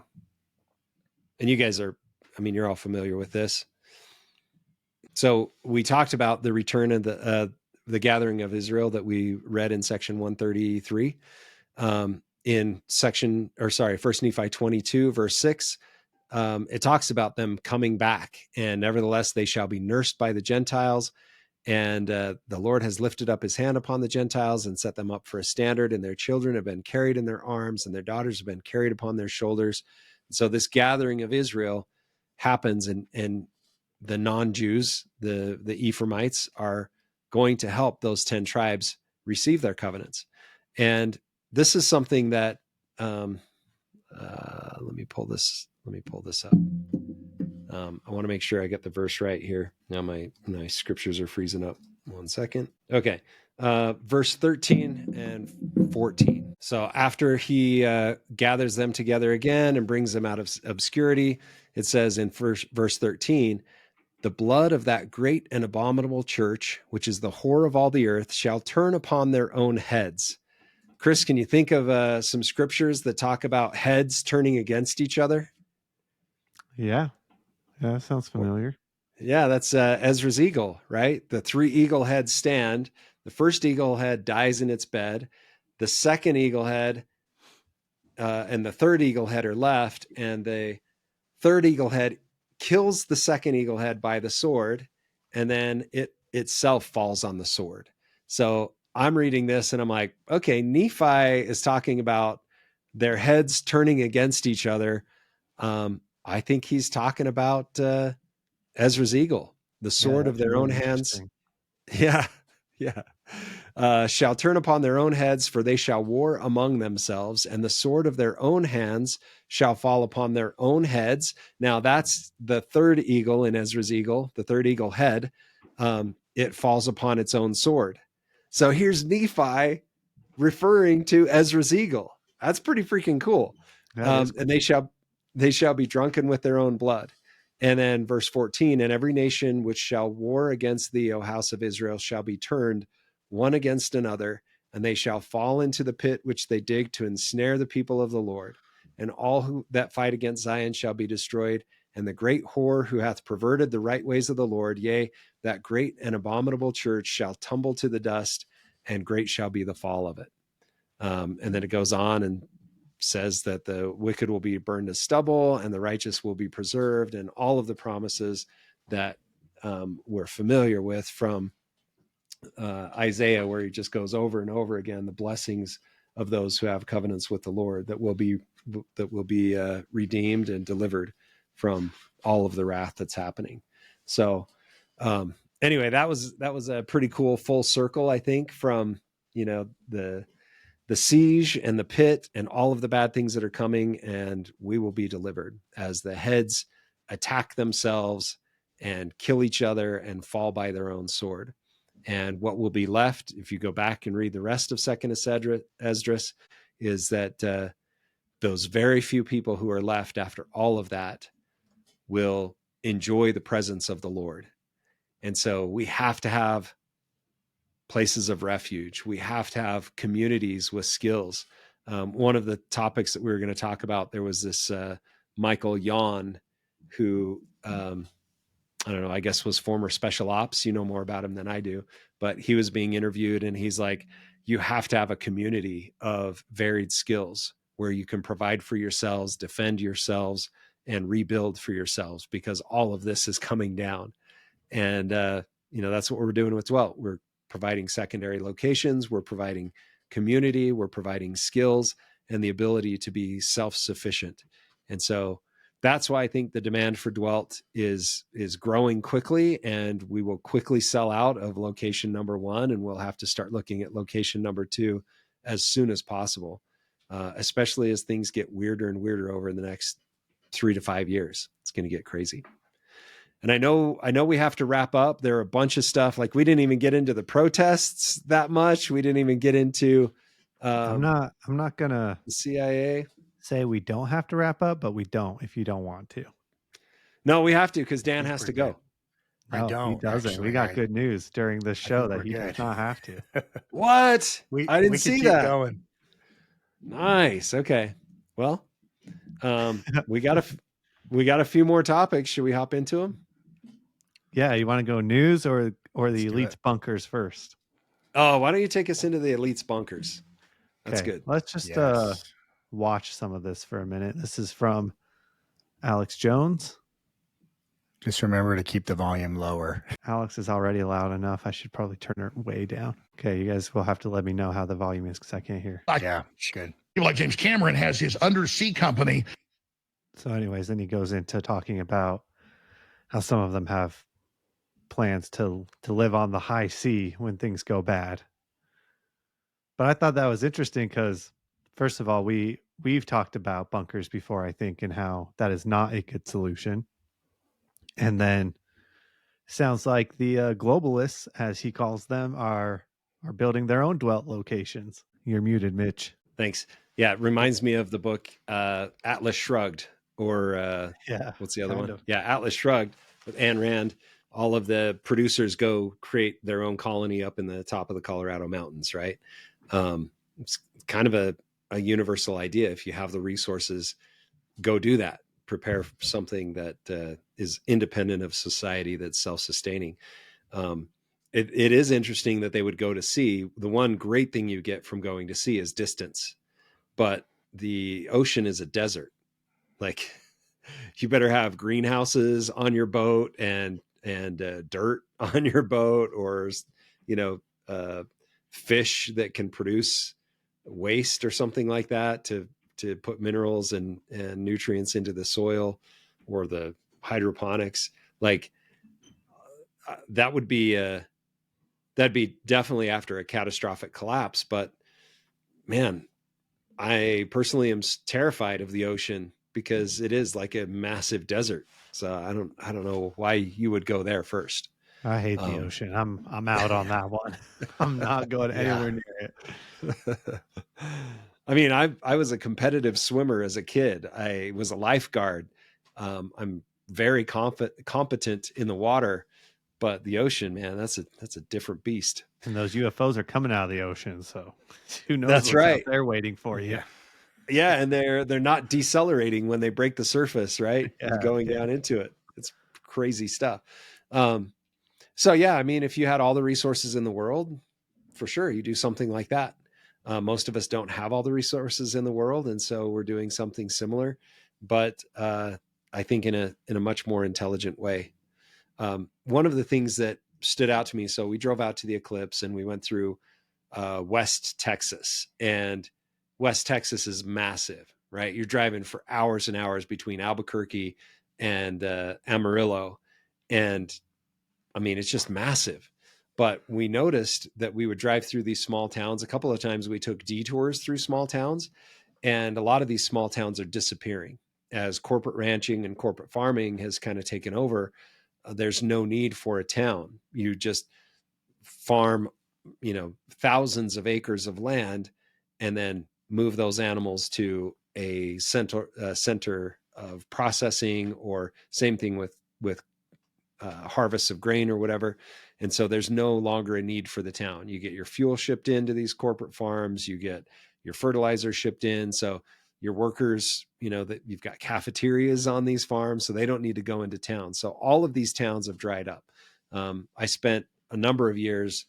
I spent a year on the road in 2004, and I was going through the middle of the country from town to town where we had these factories for this, multi-billion-dollar company, and downtowns across the US are disappearing. You guys have probably seen this. And as we were driving through West Texas, I thought, how easy would it be for Dwelt to buy up a town and acreage around it and create a new community with infrastructure already in the ground? Like, there's already sewers, there's already water systems, that would be amazing. There's electrical power. So I foresee, as we grow, if we do this right, we'll be able to buy up little old defunct towns and put Dwelt locations there and kind of revive and rebuild. And I like to think that any invading army that's passing through would be like, oh, this is just a defunct town, and not realize that, we've built a Dwelt location there. So I think there is an opportunity to kind of rebuild and do a small town revival across the US. And it doesn't require bunkers. It doesn't require military installations. It just requires captains of tens, captains of 50s, and captains of hundreds that are willing to organize and be productive together. I think there's a great opportunity there. Yeah, I really like that. So some of the And- stuff that we're, oh, go ahead. Sorry, I just had the thought, like, if you're in a small town, if you get a couple of those small towns, and things don't completely collapse, you at least will have political power in your local area, in your county, your town and your county, where you can kind of create an oasis politically too, to an extent. Yeah, I think the prophecies in 3rd Nephi indicate that we will have governmental collapse, centralized government collapse, and we'll break into tribes. And I try to think through who will lead those tribes, who will be the ones that are like, you're a tribe leader. And Isaiah even talks about this, that people will go to their brother who has resources and they'll say, be a leader over us. And they'll be like, don't make me a leader over you. I just have enough for my family. I can't lead everybody. But I can imagine those who stand up and say, yeah, I know how to do this. And I know here are the resources. And I've got people who are trained, quickly become, whether they're magistrates or warlords, they get to choose which they want to do. But yeah, that's what the kingdoms of the future will be built upon. Yeah, someone standing up and being like, I know you all followed my dad, but here I am to lead you. Exactly. And I've worked alongside you, and I'm Yep. familiar with what your needs are, and I've provided for your needs in a lot of situations. One of the news items that we wanted to talk about today is the Congress just passed a law that requires electronic tags on all cattle, and ranchers have 6 months to comply with this. So basically, they're selling new tags that have RFID chips in them, that when you're processing your cows, you just scan the tag, and then that goes into a database, and you can say, this is the vaccine that we gave them, this is the brand that we did to them, or this is the antibiotic we gave to them, whatever it is, will go into a centralized database. And so this is me being biased as someone who raises cattle and has a beef operation. This is one way to centralized food production under the government, and now it's mandated. And so we have this bird flu scare. I don't know if you guys have seen scares about the bird flu. Is that their justification for this law? Partially, yeah. They're saying that bird flu is the perfect disease because it doesn't just spread from animal to animal. They say, well, a bird gets it, and then wherever the bird flies and poops can spread the disease. Because a lot of people say, well, my cows don't mingle with other people's cows, so if my neighbor's herd has it, my herd won't get it. But they're like, well, no, it's bird flu, so it's the birds flying over that spread it, which is pretty ridiculous if you ask me. But yeah, this is totally a way to control our food inventory and limit our food inventory. I knew the bird flu thing was fake when they were like, there's a whole 200 penguins dead in Antarctica. Like, what? Like, get out of here. Yeah, no, this is stupid. You're like freaking out about cows in Texas, and then all of a sudden this flock of penguins in Antarctica is dead. Like, yeah, get out of here with that. Well, and they're like, it does travel from birds to cows to humans, and they're like, oh, how many humans have died from it? And they're like, one. No, they're like, one got infected, and we proved that he was infected, but he didn't die. He got better. That's actually what happened, or that's what they say happened. And so it's like, so okay, dumb. Like, I don't know. I think I can share this, but one of the local raw milk companies couldn't sell milk for a day, and I found out the reason why is because somebody got sick and went into the doctor, and the doctor, because they're sick and with flu-like symptoms, the doctor's like, tell me a list of everything you've eaten in the last 2 days, and raw milk was on the list. Yeah.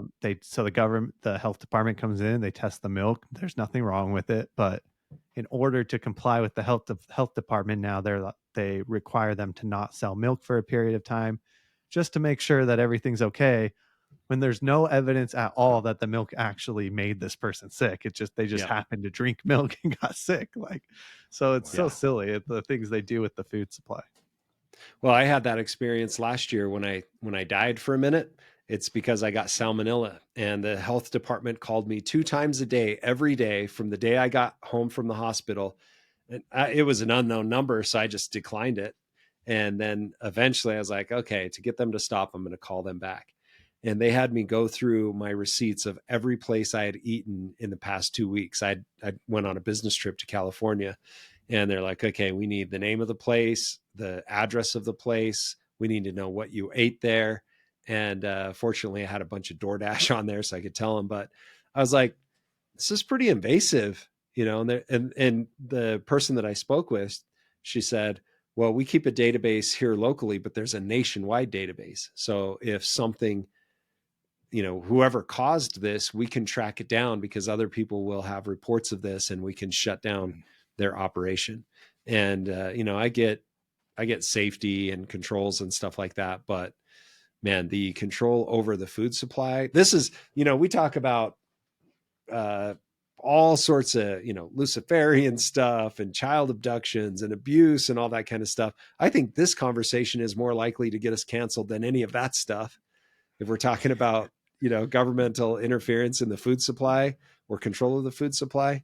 This is funny because before we started recording, and maybe he's still going to ask us, but Dan was going to ask us how we got into this stuff. And for me, I came from like the health and nutrition and fitness world, where I saw the stuff that would happen with certain supplements, or even just in like the organic food world and all of that stuff. You see what government is doing to the food supply. Mm-hmm. And that's what kind of woke me up. Because I mentioned earlier, I listened to Coast all the time as a kid, and then I kind of like, it became more entertainment than real for me. And I was like, none of this stuff is real. This is stupid, but it's fun to listen to. Yeah. And then when I got into and saw the stuff the government was doing with food, the food supply and our health and all of that kind of stuff, then the rest of it was like, okay, well, then they probably are doing all this other stuff too. So yeah. And the word of wisdom in the Doctrine and Covenants says, due to the designs of conspiring men, like, watch out for this stuff. I mean, even if you look at that level, one of the things that we keep in the word of wisdom is to not partake of tea and coffee. And it used to be, when I was a kid, you knew what was tea and what was coffee. It was super easy to discern that. Now you go into any convenience store, and there's all of these bright colored drinks and fruity drinks and juice looking drinks.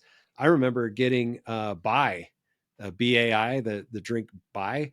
And I'm like, oh, I need some juice. And I went to get it, and I turned it around, and it says it's got coffee in it. And you drink it, and it tastes like a, you know, a Capri Sun or whatever juice. It just tastes like a juice, but they've put some coffee in there. Why'd they put coffee in there? Well, it's going to give you a little buzz, going to give you a great little sensation. And then you're like, oh, BAI's my favorite drink. I want more of that stuff. Yeah, that the food supply and the control over that is so severe that we talk about it every year. There was a farm near us, not near us, but, you know, 30 miles away from us, that they slaughtered over 1 million chickens because some governmental inspectors showed up on the property, tested like 5 chickens, and said, you've got bird flu, you've got to kill them all. And they killed all of them. And that guy, he's actually a stake president. He's like, I'm done.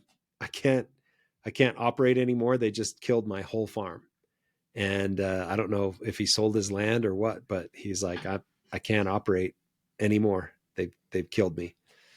So, and again, it's bird flu. So it's not because he mishandled. It's allegedly some bird flew over and pooped, and all of the chickens got it. Crazy. yeah, it's really insane. There's a like huge war on beauty and vitality, and I think making people sick, part of it, if you want to get really like nefarious into a conspiracy, is And I think everybody has experienced when you're not feeling well, when you're tired and you're sick, you have a harder time.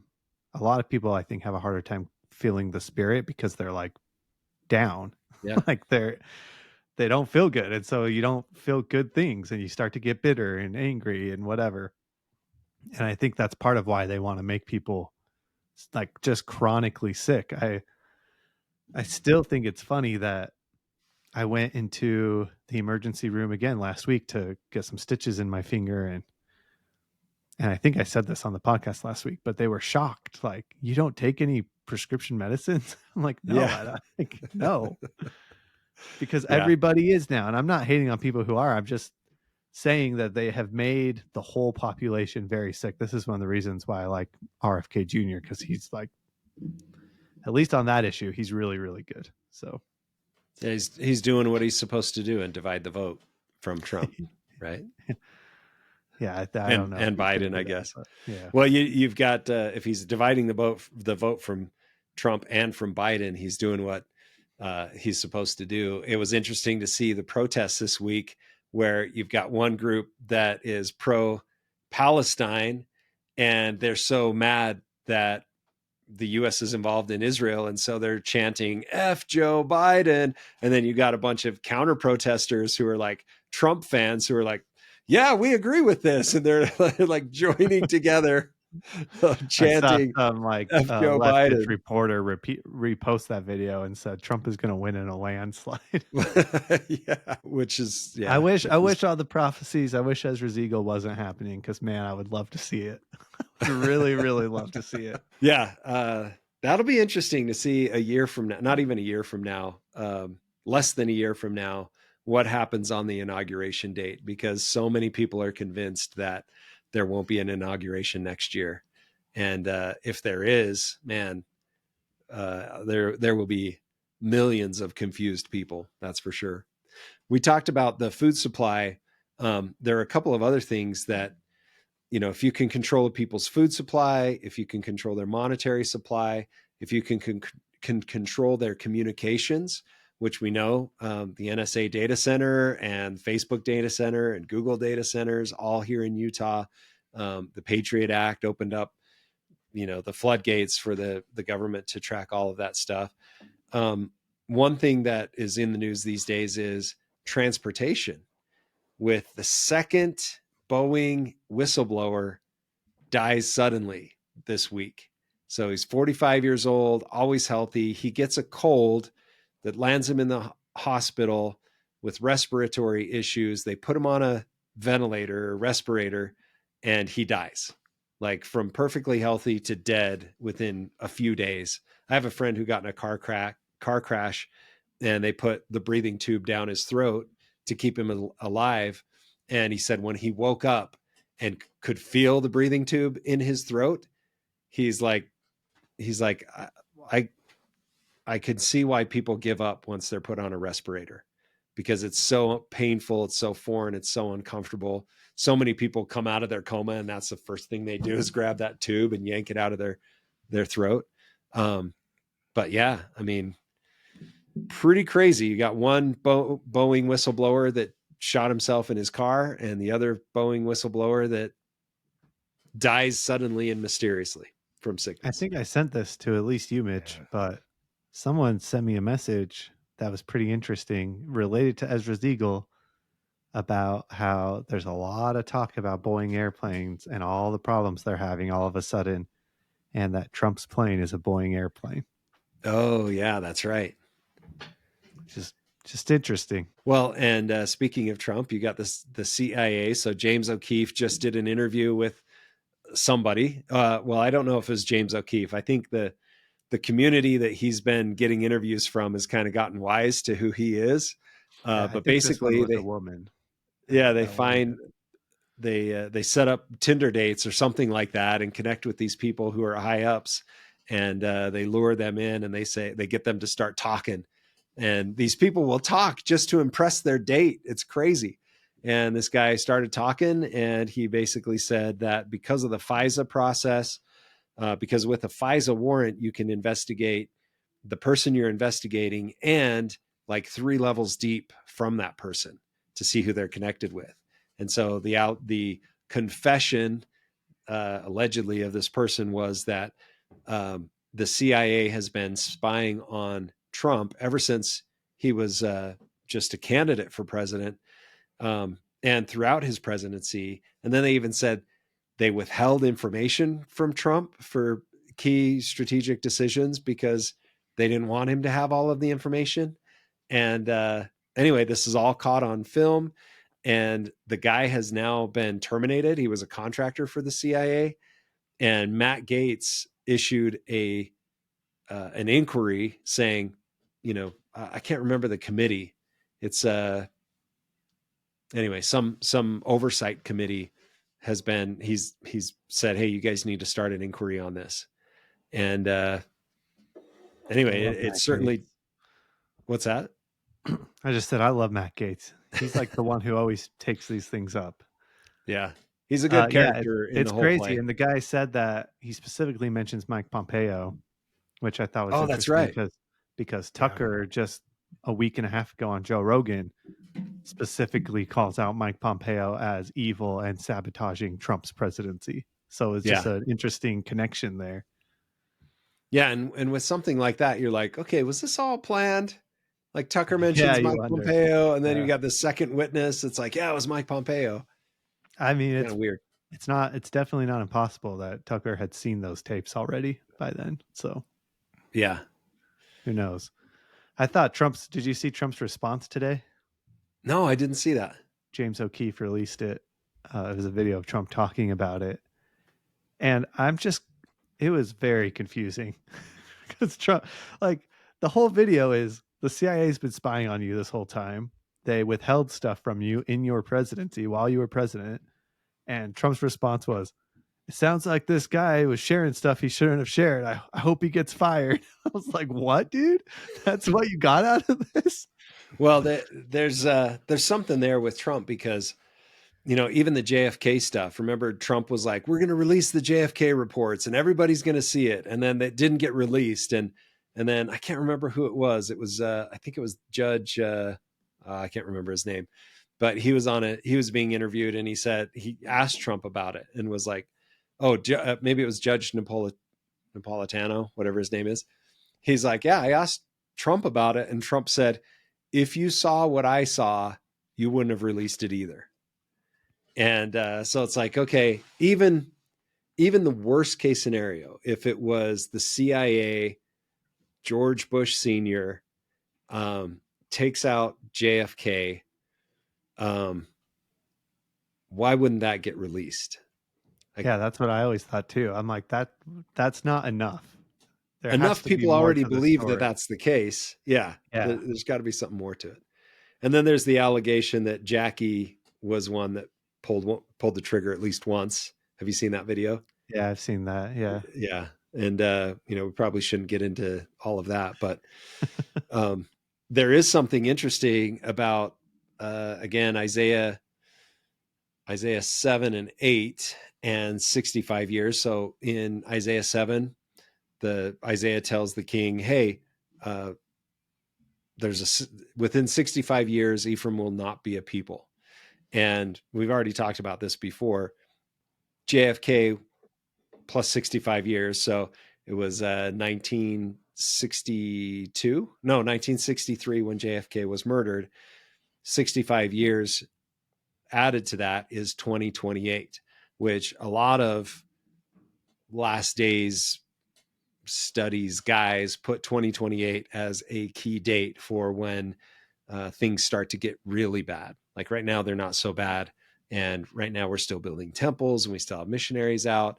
But a lot of people believe that 2028 is a year of pivoting and that come 2029, we enter into the 3.5 years of persecution of the saints, where basically, if you're Christian, you get your head chopped off.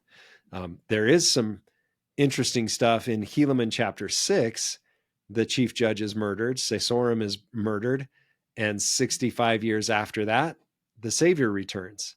And so I think it's a recurring thing, happens over and over again, that the 65 years is a benchmark for, hey, if you see this happen something is coming.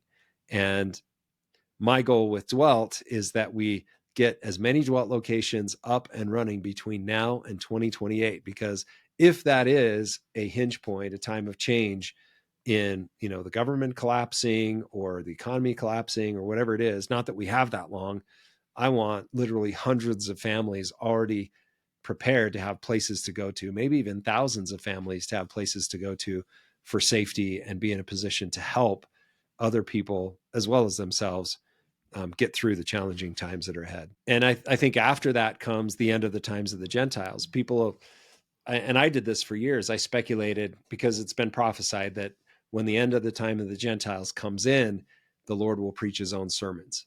And I've always thought, that's going to be marked by some eclipse or the collapse of a dollar or the collapse of the federal government or something like that. And through my studies now, I realize that the end of the times of the Gentiles is the time at which the Gentiles refuse Christ. They've made their choice. Like, yes, we're going to follow Christ, or no, we're going to kill anybody that tries to follow Christ. When that time comes, then it becomes the time of the Jew, right? Where the gospel is taken to Judah and they have an opportunity to accept or reject. And not that that's not happening now, but that's when the end of the time of the Gentiles occurs. And so based on a lot of timelines that people have put together, I think that puts us very closely to 2028. And so from 20, maybe even beyond 2028, like you take 2028, 2029 actually, and add 3.5 years, that puts us to 2033. And I think that's the point at which the Lord preaches his own sermons, maybe even before that. But yeah, we're in for a decade of pretty wild times. And so we need to do what we can to prepare for it. And with that, we just crossed the 2-hour mark. I think we wrap up this episode and get together our list for the next episode. Any final thoughts for our listeners as we wrap this episode up? Clay Martin. Is he paying you? Yes. Check that one off. I'm making a lot of money. Yeah. Nope, that's it. Yeah, get ready, buckle up. But don't despair. That's all. Yeah, don't despair. You'll be raising your kids and grandkids in a world without Babylon. That's going to be pretty rad. It is. Great times are upon us. So awesome. Thanks for listening, everyone. For those of you who have filled out the form on our website at dweltsafehavens.com, we have a series of videos that we're sending out starting this weekend, where you'll be able to see more details about Dwelt and how your family can be involved in Dwelt, how quickly you can be involved in Dwelt. Our goal is that you have your Dwelt location and you have a place to go to before the end of the summer. So keep your eye out for those. If you haven't signed up on our website, make sure you check out dweltsafehavens.com, fill out the form, and we will be in touch very soon. I'm actually reaching out individually to everyone that is inquiring there. So if you want to hear directly from me and the rest of the team, hit us up there. Anyway, thanks again for spending a couple of hours with us, and we'll see you on the social media platforms and hopefully talk to you soon. Thanks, everyone. See ya. Thanks.